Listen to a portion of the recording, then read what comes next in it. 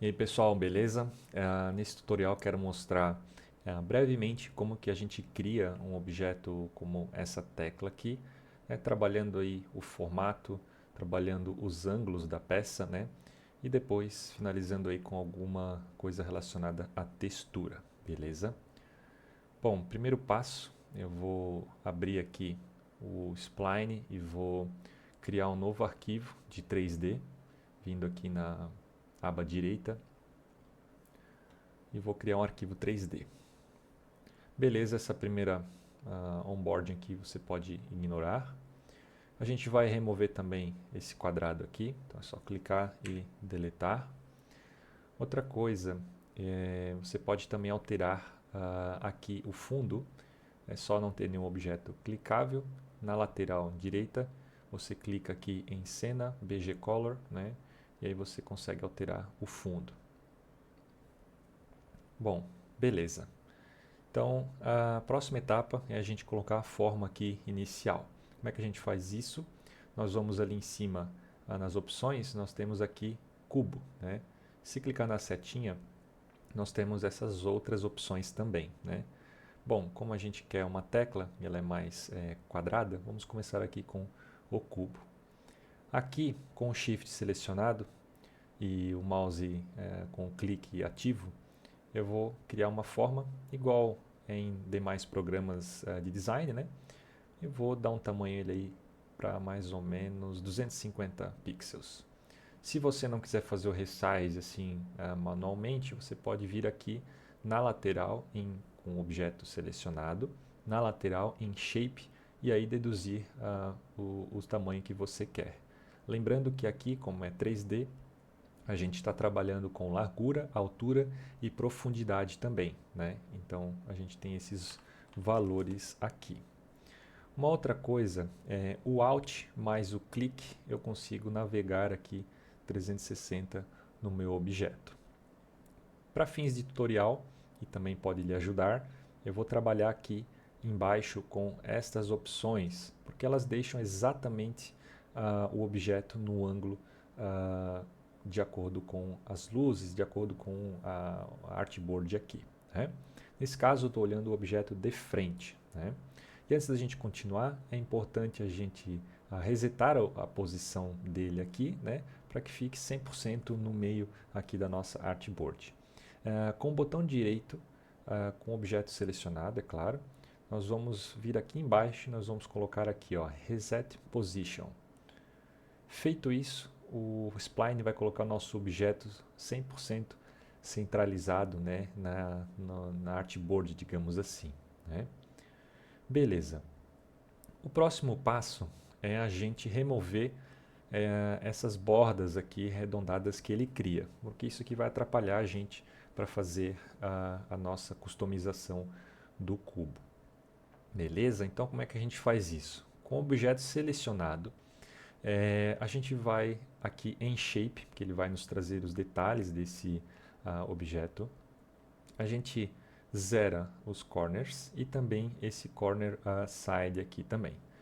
Ele fica no 1, não tem problema, é o mínimo que ele aceita, mas não tem problema, é isso mesmo. Feito isso, a gente vai clicar em Smooth Edit. Né? Por quê? Porque com os nossos shapes zerados, a gente vai precisar, deixa eu voltar aqui, a gente vai precisar customizar o topo, né? Porque o topo, se a gente for ver em outro exemplo aqui, ele é menor, né, do que a base, né? E eu preciso diminuir proporcionalmente aqui em relação à base, né? E como é que a gente faz isso sem perder as demais propriedades? Então, voltando aqui no projeto, depois que eu removi os cantos, né, deixei tudo zerado aqui, eu vou vir aqui em Smooth Edit. E aí, obviamente, não é esse formato que a gente quer, ele cria isso para nós. A gente vai zerar aqui essa Subdivision Modifier.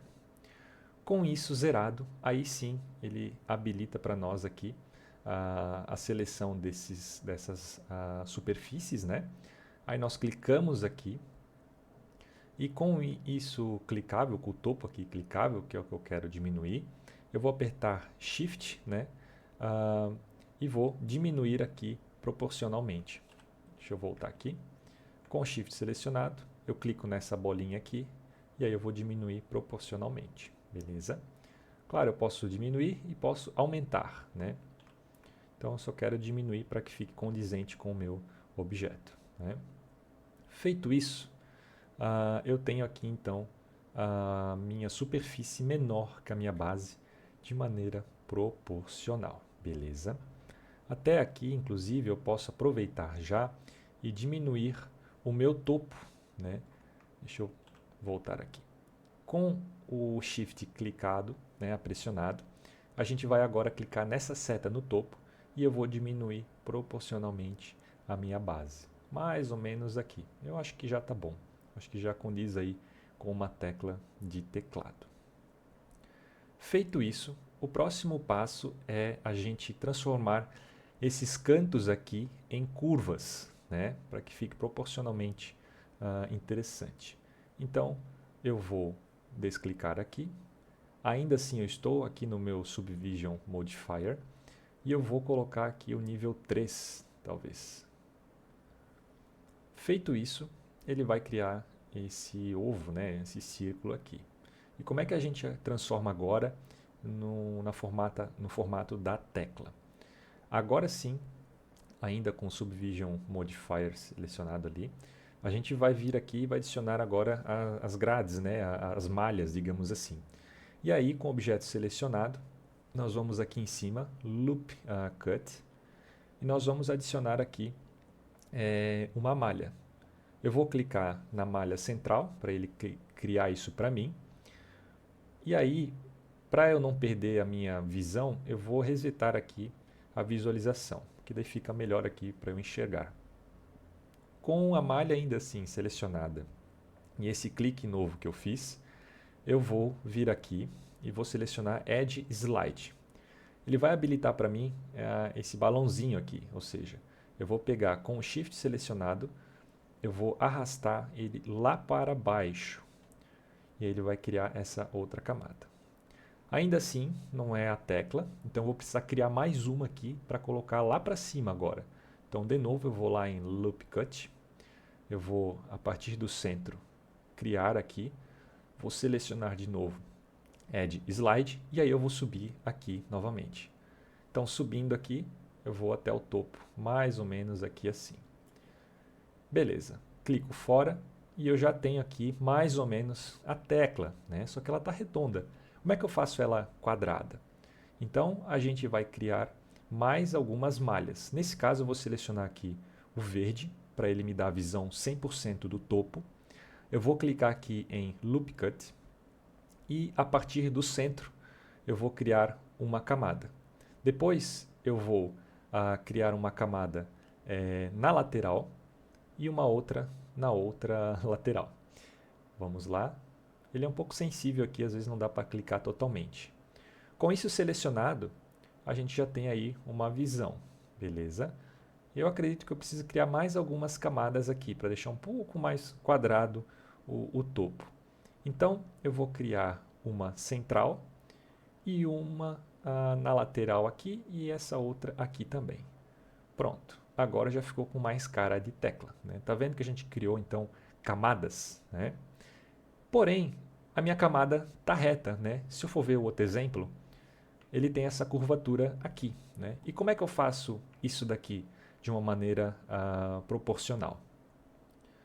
Indo aqui no exemplo, como que eu vou fazer essa próxima etapa? Bom, aqui o Spine ele tem uma opção chamada Vertex. Com esse Vertex, a gente consegue selecionar os cantos aqui. Eu consigo selecionar, deixa eu até, para ficar mais fácil, tá vendo sobre a visualização como é importante? Vou selecionar o topo aqui. Pronto, agora eu consigo ter o controle da minha, desses vertex, né? Então eu vou selecionar aqui, vou selecionar aqui também, vou selecionar aqui e aqui. O que eu vou fazer com esses vertex aqui? Eu vou trazer mais arredondamento aqui sem perder a minha característica do quadrado principal que eu tinha criado. Com isso, eu já deixo mais proporcional a tecla em si, né? Opa! Então, eu consigo tanto deixar bem redondo quanto, né? Então, vou deixar mais ou menos aqui assim. Posso até deixar mais quadrado, mais para fora, enfim, posso explorar aqui de acordo com o que eu quiser. Né? Então, se eu for ver, já fica mais condizente. E agora, na visão lateral, eu vou selecionar os meus 3 vertex aqui, né? Esses pontos, através dessa opção aqui, e vou descer com o Shift pressionado, eu vou descer através dessa seta um pouco aqui. Deixa eu até descer só um pouco mesmo. Pronto. Ainda assim está reto. Eu faço a mesma coisa. Eu seleciono aqui e desço mais um pouco aqui também. Dou 2 cliques para sair fora da seleção. E aqui a gente tem a tecla já formatada. Beleza?